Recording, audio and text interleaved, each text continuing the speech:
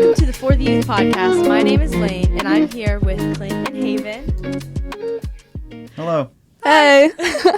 We are here for episode 13. Today we are doing joyfulness versus happiness, but I have a quick icebreaker from Collective last night. Okay. All right. Yes, last night. Collective is our youth ministry's service on Wednesday nights.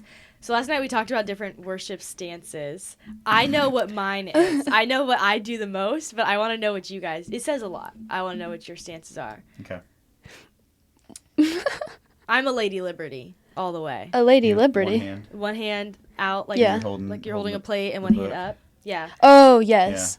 I do that a Sometimes lot. how big is my fish? That's usually what I am most of the time. And then when I'm into it, I'm Lady Liberty, and then it's both hands. That's the right. It's progression. difficult for me because I'm always playing a guitar. Oh yeah.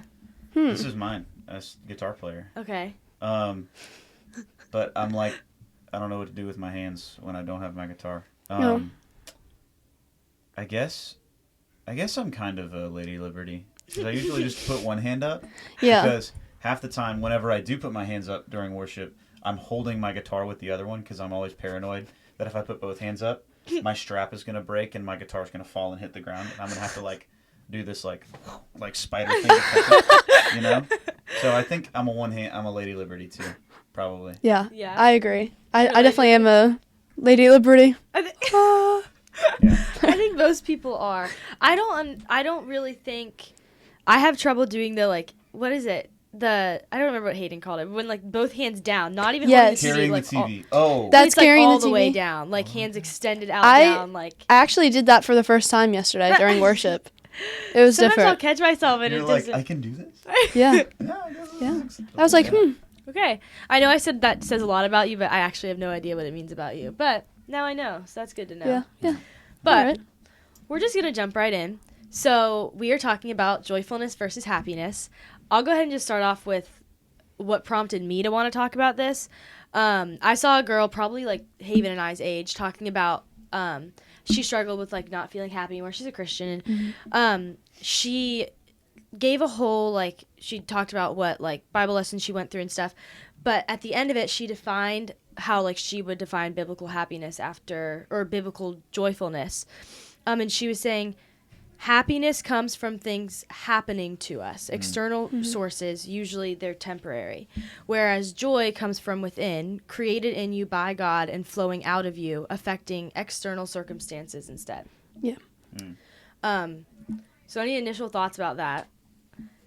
I mean, that's so true. Yeah. The idea that joy is something that you have internally, you can have internally always, regardless of what's happening out here. You know, and regardless of even how you are expressing. Right. Because when you're happy, I feel like you always express a smile, and you're always lighter. Whereas you can be going through a heavy season, but still have joy. Yes. Yeah. I think joy is definitely a fruit of the Spirit. Yes. And I think the devil can't really affect your joy, but he can affect your happiness. Right. Yeah. And so that's where he can get you. That's what the first thing when I heard her talking about defining joy, I written bold and underlined, joyfulness from God frees you from reliance on the world. That reminds me a lot of what I would talk about when I first became a Christian and we talked about it a few Wednesday nights ago too, was the idea that the things of the world give you a temporary high and then they go away. And faith gives you freedom from that, where you don't rely on that high anymore because you have something very permanent and very understandable. And as much as people say that faith isn't tangible, I think that aspect of faith is. Yes. The fact that it's not temporary is very tangible about it. For sure. So something I also noted was that joyfulness is a product of hope. And hope we had talked about also on a Wednesday night. So shout out to Lucas for giving me all my points. But hope also comes from Jesus' promises and consistency. So I'll prompt you guys with this verse, and then if you have any thoughts about it, let me know. Yeah.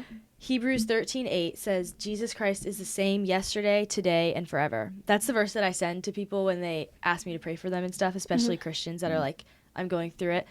That's always the verse that I send them. And I think we can dive into that a lot more about what does it mean that Jesus is consistent in that way, but what do you guys think? Yeah, there's a lot there. So, this stretches beyond just joy, I guess, but Jesus being like the same and God being the same yesterday, today, and forever speaks to just God is who He is, and God will never change. Like God is unchanging, and so there you can find a lot of comfort in knowing that no matter what you're going through, no matter what circumstance you are experiencing, like God is not changing. Yeah. And people will let you down, and people will promise one thing and then do another, and they'll say like, I mean, think about it today, like, boyfriends are so quick to promise like, oh, I'm going to love you forever. Even husbands are quick to promise, oh, I'm going to love you forever. And wives are quick to say that. And then like, look at the divorce rate and look at how often relationships fail. And, but no matter what happens there, like no matter what is happening externally and what is happening in your life, and like God is always the same. And God's promises are always going to be good. No matter what, you can take those to the bank. So like a godly promise is different from a promise from a person. Oh yeah. Because it's in Him, and He is unchanging, and He will never change. And so that's why, no matter what situation you're in, you can always have joy. Yes. Because God is providing that, and God will never change. Yeah. You can always have joy and hope in God that you'll get past this situation, and even if you don't get past it, that you'll have eternal life, and that's when you'll stop the suffering and get past it. So I think what Clint was saying about even mentioning like worldly relationships, or not even worldly, because I mean sometimes it happens in like relationships that are built on faith too. It reminded me of the idea that like sometimes because of how unreliable the world is, being faithful is like a submission, and that's something that as people, we struggle with the idea of submission in itself. Like, I don't know, that's a huge thing I struggle with, at least. But what that Hebrews verse had reminded me of was that we can submit to faithfulness because Jesus was faithful first. So the same way there's, I don't know what verse it is, but it's one of my favorites that says that we love because He first loved us. And that's a lot of what I think like what we're asked to do as Christians comes back to, we're asked to do it because Jesus did it first. And that's where that idea of faithfulness comes in, but also the I guess like doubtful part of me, the first thing I think about that is like, and I think the first thing that I thought before I was a Christian also is like, how faithful is Jesus? And I think a lot of times it comes down to then we question like, well, if I know that I want this, or I know that I think this is right, or if I think that this should have happened by now and it hasn't happened, like how faithful is Jesus? Yeah. And I think that's a whole other thing in itself, is like diving into what makes Jesus so faithful. How do we know He's faithful? So that was one thing I wanted to ask you guys about, was like how you practice patience. And I know, Clint, like you're leaving us soon, which is sad, and I don't want to bring that up, but but I think that does speak to a lot about kind of like being completely faithful, and you making that step is an act of faith. Yeah, absolutely. So especially from you, like how are you grasping Jesus' faithfulness to you and making that step? Yeah, just unloading that on me. Yeah, it's crazy because I have to have faith that the move that we're making is the right move, because and this is so big for me, is because decisions I've made in the past, like big decisions, only affected me. And like this decision I'm making affects 4 other lives that like God has placed like under my care, you know, like I've got, a wife and 3 kids to think about when making a move like this. And like I do believe, and this is why, like yet another reason on top of like leaving my family here, leaving my church family here, you guys and the students of Movement Youth, and like all of that requires an immense amount of faith, because it's one, immensely painful to leave the people that I love so deeply, and 2, it's kind of a there's a little bit of a fear of the unknown of like, hey, I've not lived in this new place ever. I've only ever lived here. I've only ever been in this community, and so going to a new place, there's this feeling of uncertainty, but I can have faith because I believe that God is calling me to do this. Right.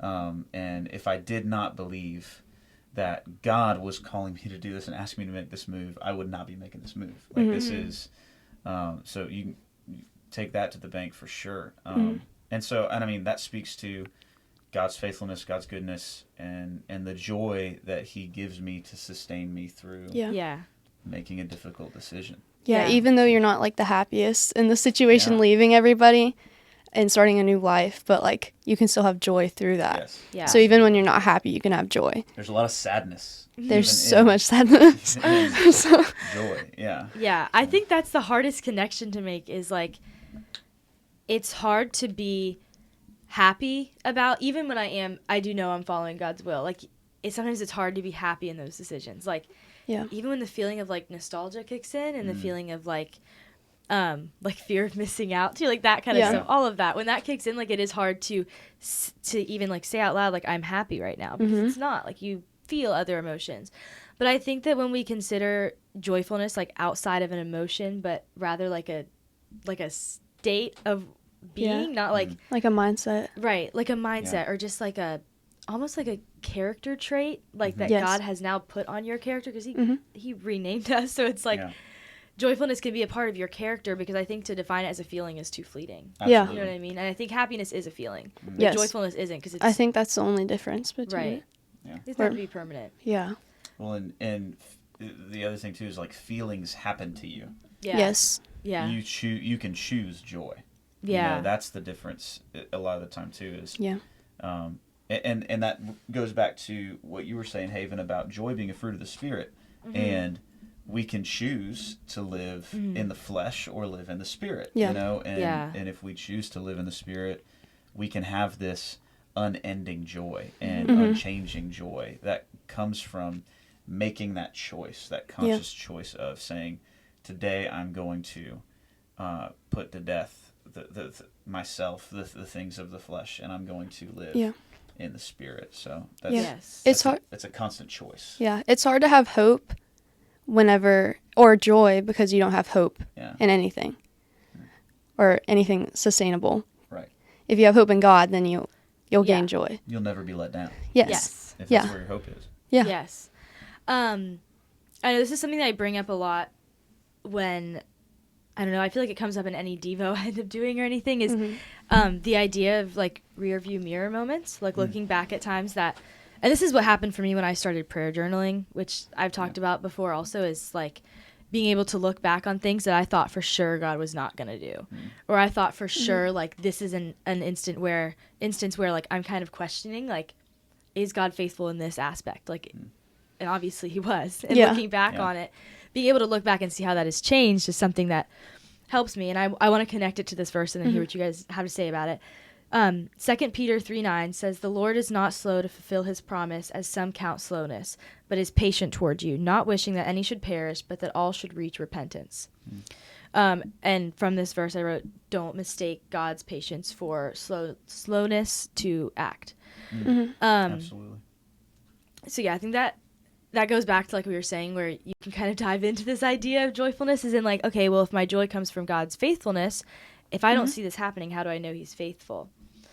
But I think when we consider like God's timing to be his timing, and so much like outside of our grasp, like it's one of those things that's like I'm not really meant to understand.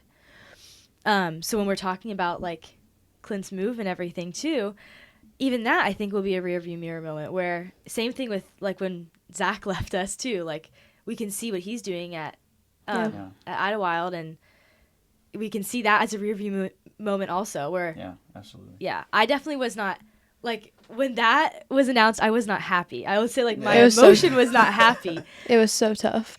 But absolutely. I think that I could say that I was joyful. Yes. Even because of the way that he spoke, and about the way that you've spoken about how you're sure this is God's will. So I can be completely joyful and like confident that it'll be that kind of moment where you can look back and see the faithfulness. Yeah. I think after Zach's leave, it actually taught me to have more joy. Yeah. And I learned more about joy because I was obviously feeling so sad that he was leaving. And I kind of put the two together. And then the more I learned after Zach left, the more different joy and happiness became to me. Mm-hmm. And that joy is not a feeling, it's more of a mindset. Yeah. Like, whenever God takes away things that you were relying on for your happiness, like, you have to lean into joy. Like, there's no other option. Mm-hmm. And so when God, I don't know, that's my only explanation for, like, why God ever decides to, like, change things in your life is so that, hey, I want you to rely on me. Yeah. You know, that's what he's saying. And he's like, I want, like, let go of what you think is working and good, and rely on me, and put your trust even more in me. And when you do that, you will find even more joy. And if you will just make that leap of faith, you will have even more joy on the other end of it. And that's how I know too. Like, that's how I know that this is right, almost, in a way, is that, like, I wouldn't just choose this out of out of the blue, you know, like God has to be in this, or I'm like, there's no other, like, reason, you know.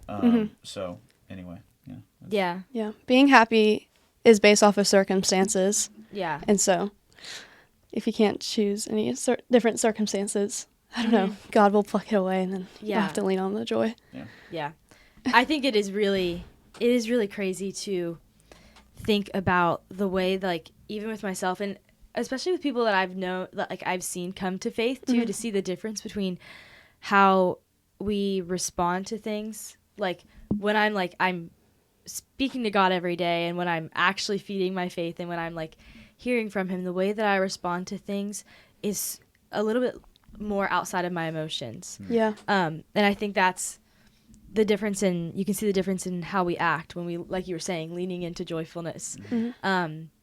Because when things happen that you aren't preferable, that I can't say emotionally I'm going to respond well to, leaning into joyfulness makes the difference between me reacting from my flesh and me reacting from spirit. And if we're asked in our faith to replicate Jesus as much as possible, like, nothing about what he did was fleshly. You know what I mean? Like, he humbled himself to person, but he didn't sin, and that's completely outside of flesh. So if our goal is to be as much like that as possible, then we do have to find things that aren't of our flesh, and I think that's where joyfulness comes in. Yeah, absolutely.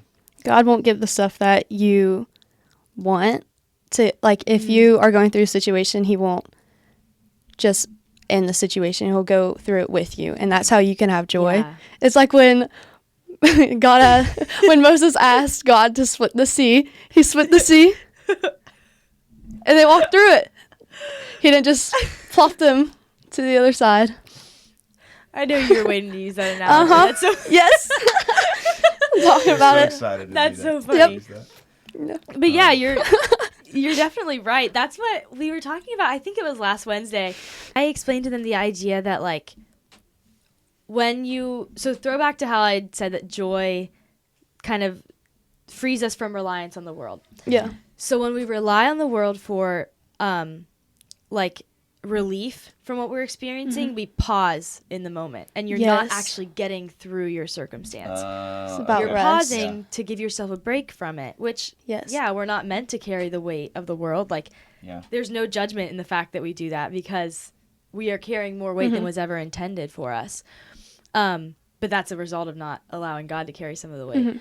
But anyway, I was explaining to them that the difference is with what God does for us is he gives us a peace so that we can walk through that circumstance and we actually see the end of it. Like, we actually see the light at the end. Whereas if I kept stopping for all these temporary highs or, like, temporary happiness, I'm really not going to make it through. You know what I mean? Like, and it's almost like the feeling afterwards is worse than how it was in the beginning. Because it's the feeling of absence of what you thought was going to be permanent. Wow.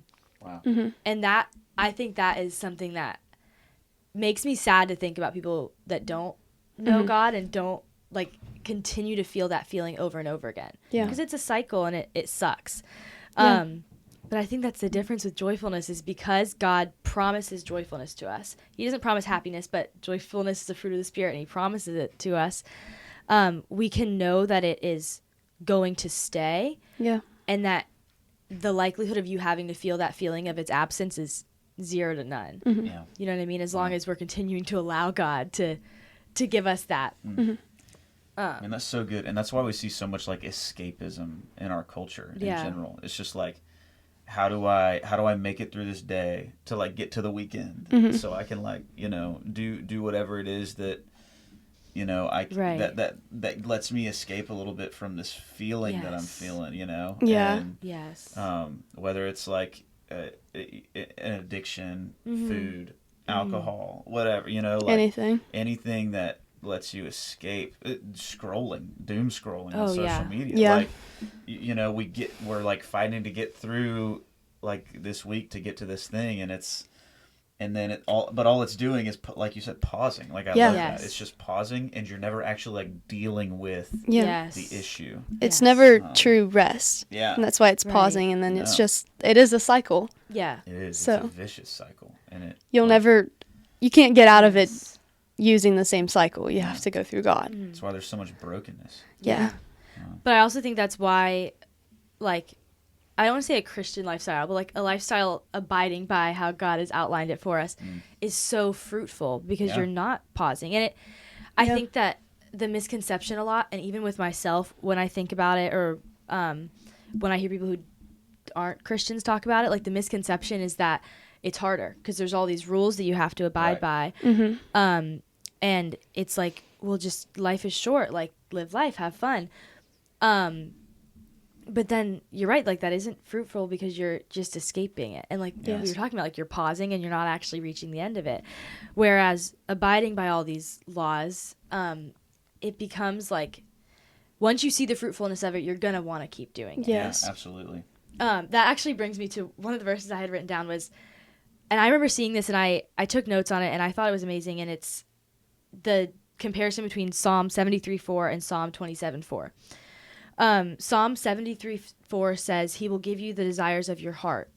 But Psalm 27:4 says, I have asked one thing from the Lord. It is what I desire, to dwell in the house of the Lord all the days of my life, gazing on the beauty of the Lord and seeking him in his temple. Yeah.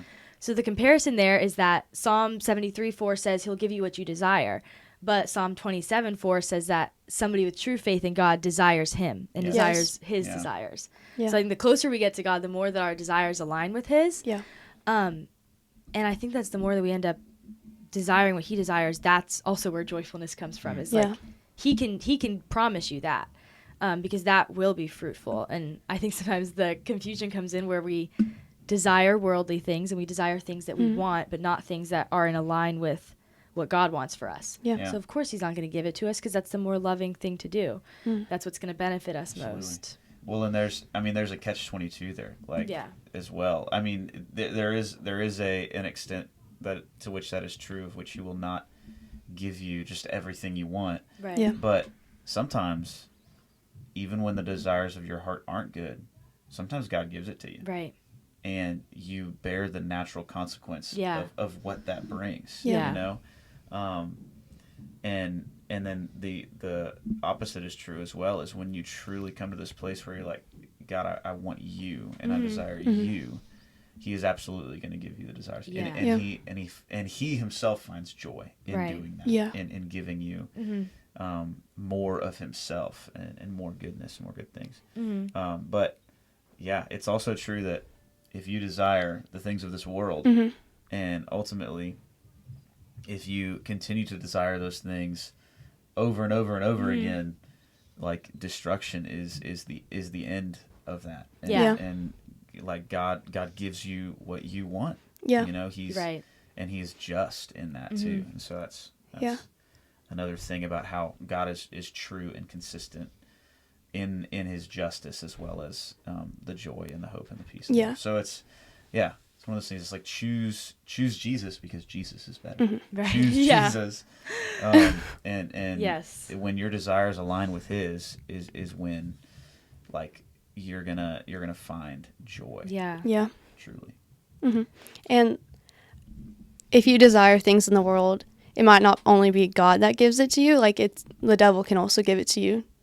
Yeah. To give you temporary happiness, Well, and then it'll want you to grab more. Yeah. Well, and if you look at the story of Job, like Satan goes to God for permission to do things to Job, and God says, I think Job is genuine and he desires me above everything. Have at it. Do your worst. And it ends up Job is faithful in the end. But it's like, you got to think about that too, is the enemy goes to God for permission. Like he doesn't, he will give it to you, but only with God's permission too. And that's one of those things. It's like, if you really want it, God isn't going to withhold it from you, Yeah. He's, You'll get fed it.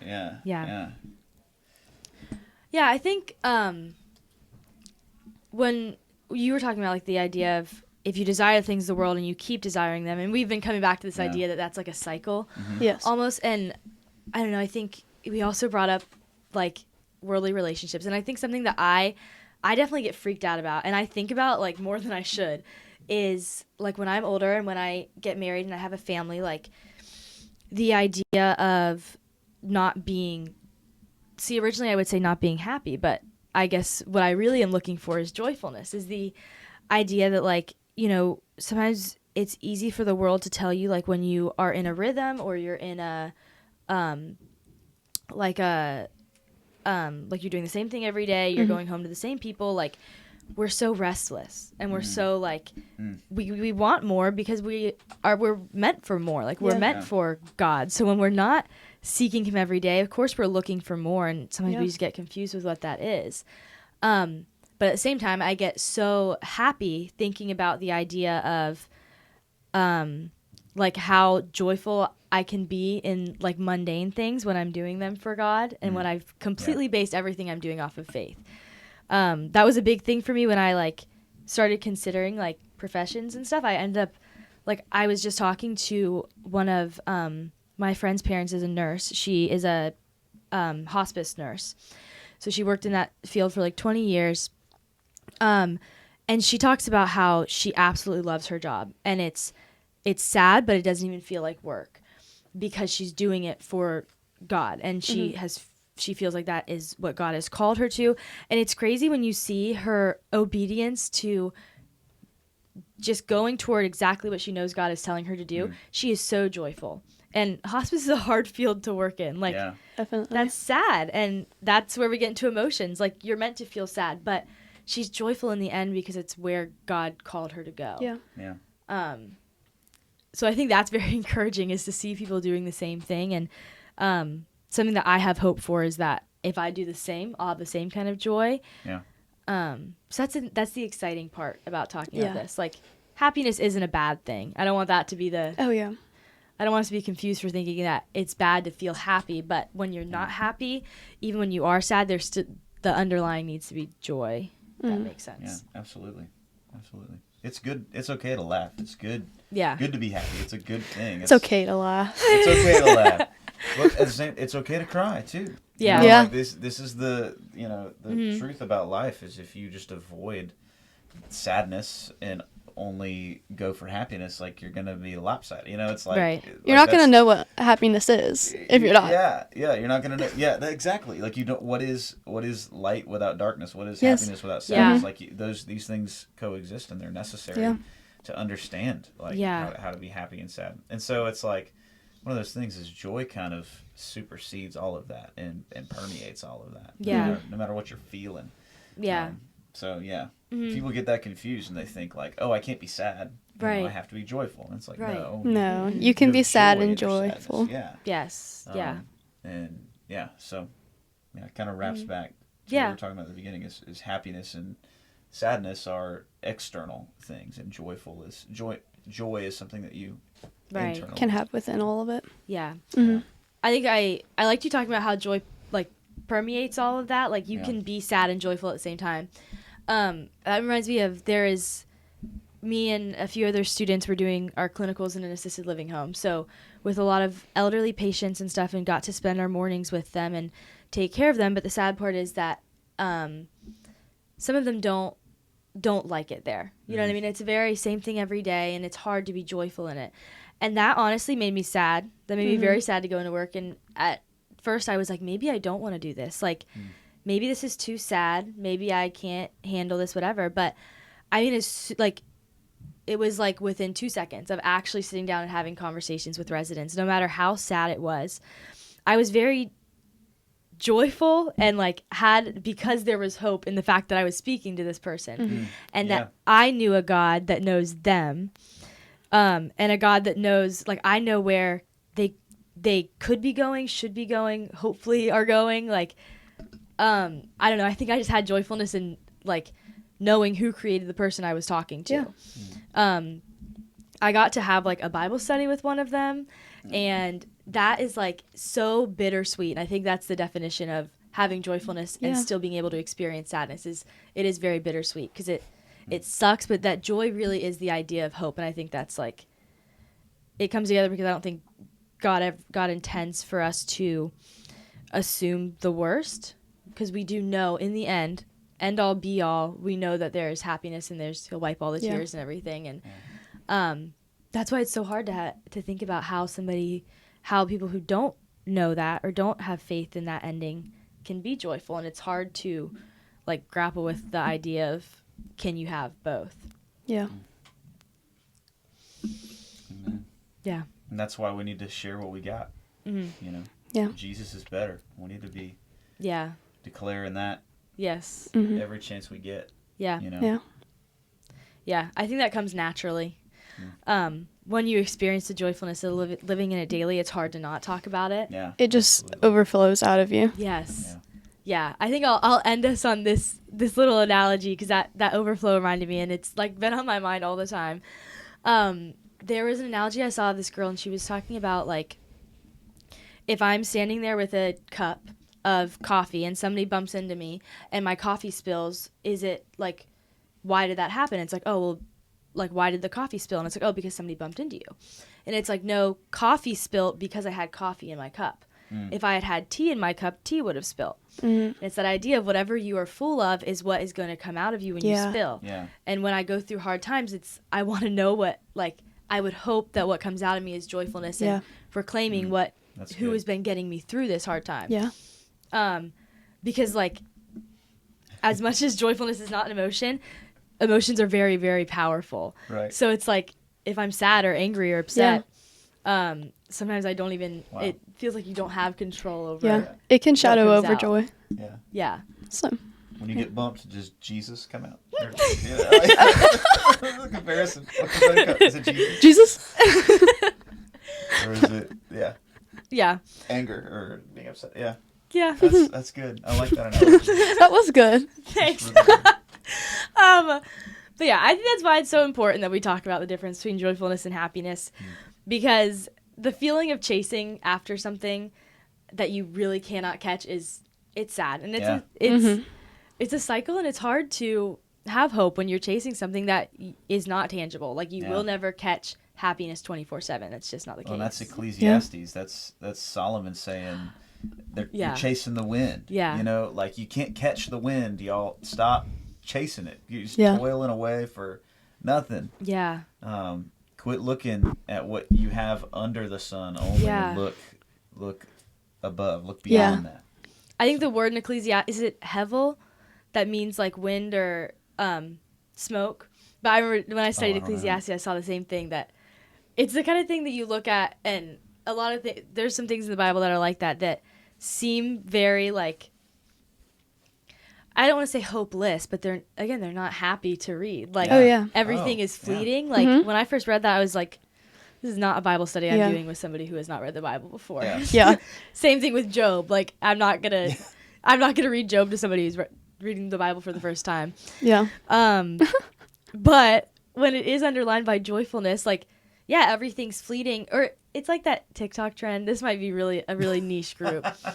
There's that TikTok trend that's like the black and white picture, and it's like everything's temporary, and then the next thing is like the color pictures, all the emojis, and it's like everything's temporary. Yeah.